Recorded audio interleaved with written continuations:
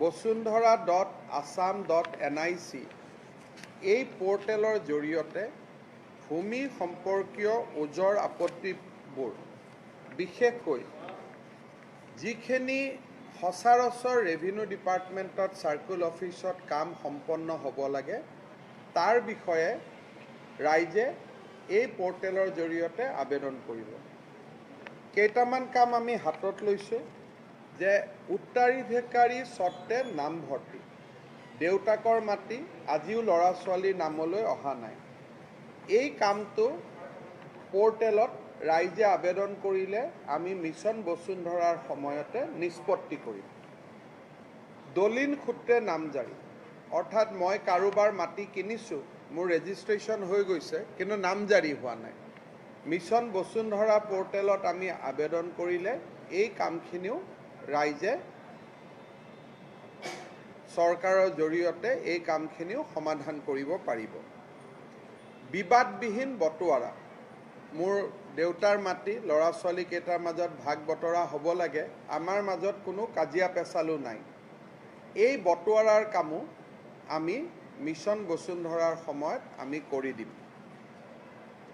মোৰ মাটি একচনীয়া, মোক মাটি পট্টা কৰিব লাগে, মেডি পট্টা কৰিব লাগে, প্ৰিমিয়াম দিবৰ কাৰণে মোৰ পুঁজি নাই বা মেডি পট্টা কৰিব গ'লেও বিভিন্ন কাৰণত চৰকাৰী কাৰ্যালয়ত মই সদুত্তৰ নাপাওঁ।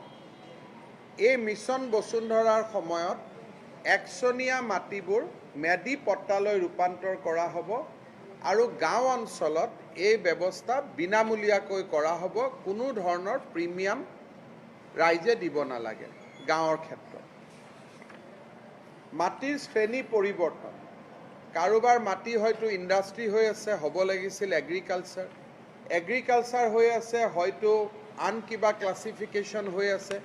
গতিকে কাৰেক্ট ক্লাছিফিকেশ্যনটো এই সময়ছোৱাৰ ভিতৰত কৰিব পাৰিব। মোৰ নামত মাটিডোখৰ আছিলে, মই মাটি বিক্ৰী কৰি দিলোঁ, কিন্তু মোৰ নামটো এতিয়াও আছে।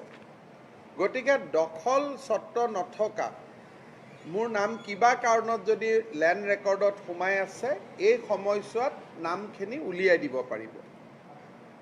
গভৰ্ণমেণ্টে মাটি এলট কৰে। যোৱা চৰকাৰৰ দিনতে 2 লাখ ভূমিহীন লোকক আমি মাটি এলট কৰিছোঁ। এই এলটমেণ্ট পোৱা মানুহখিনিক বিনামূল্যে আমি ম্যাদী পট্টা কৰি দিম। এইটো এটা ডাঙৰ সেৱা হ'ব। কাৰোবাৰ যদি ভূমি নথিত মাটি দেখুওৱা আছে 3 বিঘা, কিন্তু আচলতে মাটি হ'ব লাগে 4 বিঘা, সেই ভূমি নথিৰ সংশোধনীৰ কামো কৰা হ'ব। আৰু নাম যদি মোৰ ভুল হৈ আছে, নাম ভুল থাকিলে বেংকত লোন আদি নিদিয়ে, নামখিনিও মই শুদ্ধ কৰাৰ সুবিধা পাম। শেষত মোৰ এট প্ৰেজেণ্ট মোবাইল নম্বৰটো মই লিপিবদ্ধ কৰিব পাৰিম, যাতে ভৱিষ্যতে OTP আদি আমি মোবাইলৰ জৰিয়তে পাই থাকিব পাৰিম।